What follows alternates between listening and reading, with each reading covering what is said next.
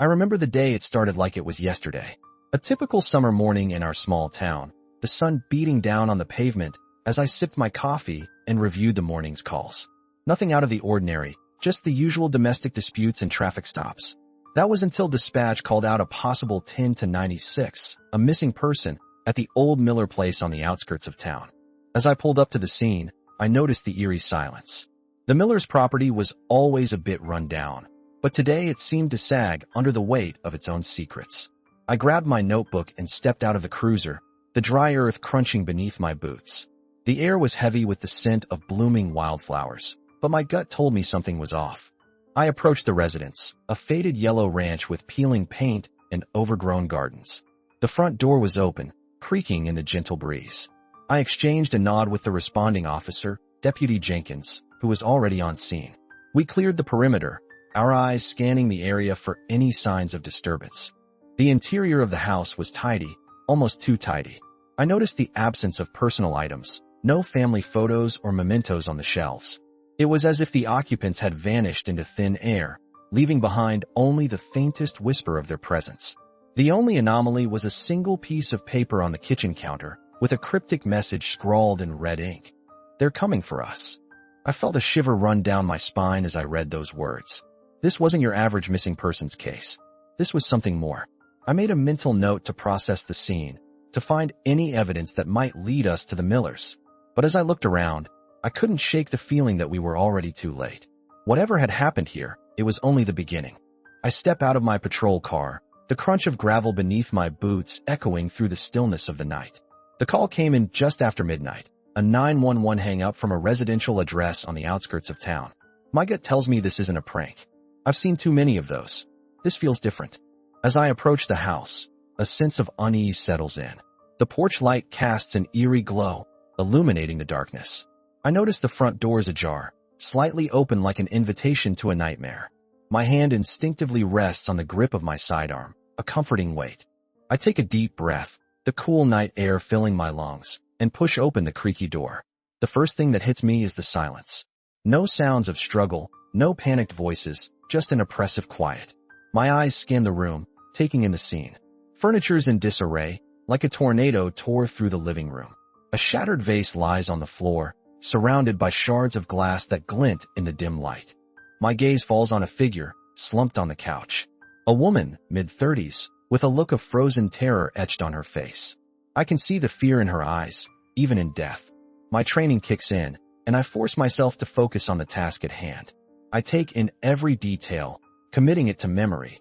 The position of the body, the lack of visible trauma, the eerie stillness of the room. I move cautiously, my eyes scanning for any signs of the perpetrator or potential evidence. The air's heavy with the scent of fear and something else, something metallic.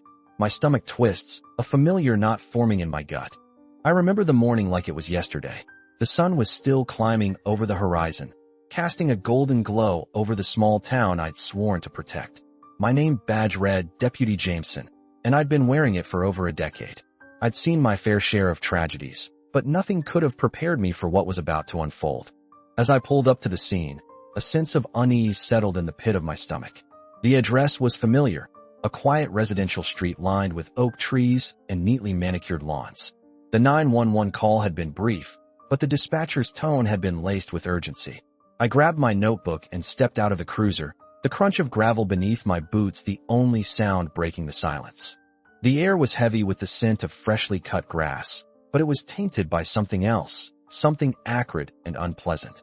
I followed the smell to the front door, where a young officer, rookie by the look of him, was pacing back and forth. His eyes locked onto mine, and I could see the fear lurking behind them. I gave him a nod, and he fell into step beside me. The door creaked as I pushed it open, and a chill ran down my spine. The living room was in disarray, furniture overturned, shattered glass scattered across the floor. My gaze landed on a figure slumped on the couch, a woman with a look of frozen terror etched on her face. I felt a pang in my chest, a familiar sense of dread that came with knowing I was about to delve into the darkest corners of human nature. I took a deep breath, mentally preparing myself for what was to come. I'd investigated countless crimes, but this one already felt different. The silence, the stillness, it all seemed to be waiting for me to uncover its secrets. I pulled out my camera, began snapping photos, and started to process the scene. The investigation had begun, and I was ready to peel back the layers, no matter how ugly they might be. I stepped out of my cruiser, the dry desert air enveloping me like a warm blanket.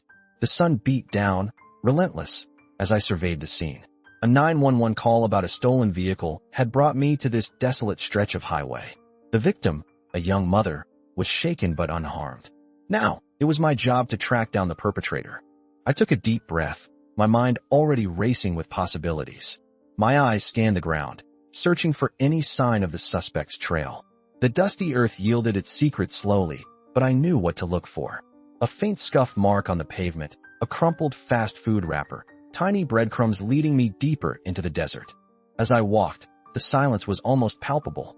The only sound was the crunch of gravel beneath my boots and the occasional rustle of scrub brush in the breeze. I felt my senses heightening, my focus narrowing to the task at hand. This was what I'd been trained for, to track, to pursue, to bring justice.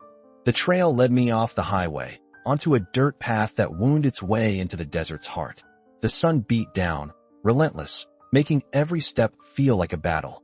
Sweat trickled down my spine as I pushed on, my eyes fixed on the ground. The air was heavy with the scent of creosote and mesquite. I spotted a discarded cigarette, but still smoldering. My gut told me I was getting close. I quickened my pace, my hand resting on the grip of my holstered pistol. Suddenly, I heard the sound of footsteps, light and quick, up ahead. My heart rate ticked up a notch as I drew my weapon, my training taking over. I was ready for whatever lay around the next bend. I remember the day we brought him in like it was yesterday. The suspect, a lanky kid with a messy mop of brown hair, sat across from me in the interrogation room. His eyes darted back and forth, a mix of fear and defiance. I'd seen that look before, but there was something about this kid that stuck with me. As I flipped through the file, the details started to fall into place. His name was Jake, 22 years old, and he'd been on the run for weeks. The charges were stacked against him: burglary, assault, and suspicion of murder. But it was the backstory that really got to me. I leaned back in my chair, my eyes locked on Jake's, and asked him to tell me about his childhood. At first, he clammed up, but something in my tone must have put him at ease, because slowly, the words started to spill out. He told me about growing up in foster care, bouncing from home to home, never quite finding his place. The loneliness, the feeling of being invisible, it was palpable.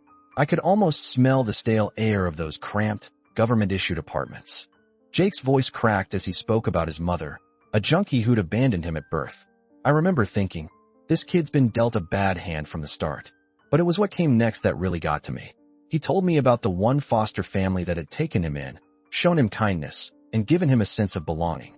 But even that had been ripped away when the father figure, a good man, died in a tragic accident. I felt a pang in my chest, a familiar ache that came with dealing with the darker side of humanity.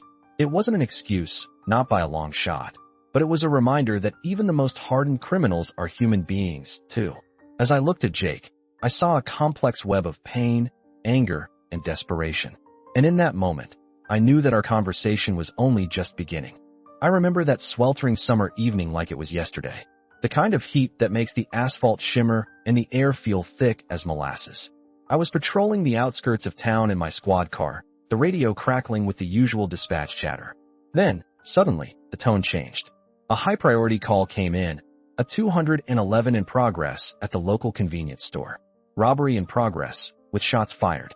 My adrenaline kicked in as I hit the lights and sirens, racing towards the scene.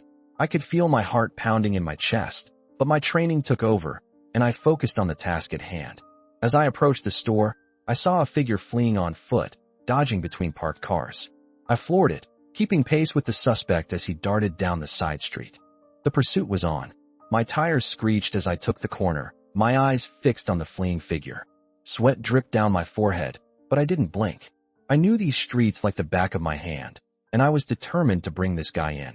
The radio crackled with updates from dispatch, more units en route, perimeter set up, but I was the primary pursuit vehicle. The chase took us through residential neighborhoods, past startled pedestrians, and into the industrial park on the outskirts of town. My squad car's engine roared as I pushed it to its limits, the speedometer ticking up to 90, 100, 110. The suspect was fast, but I was gaining on him. I could see the fear in his eyes as he glanced back over his shoulder, his legs pumping furiously.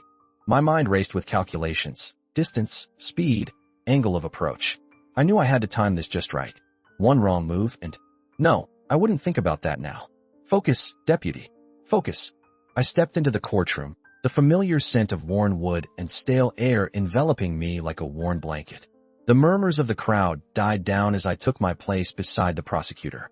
My eyes locked onto the defendant, his smug expression a stark contrast to the fear I'd seen in his eyes the night I arrested him. The jury filed in, their faces a mask of seriousness. I'd testified in countless trials, but this one was different. This was personal. The victim, a young mother, still haunted my dreams. Her laughter, her smile, her final pleas for mercy, all silenced by the defendant's cruel hand.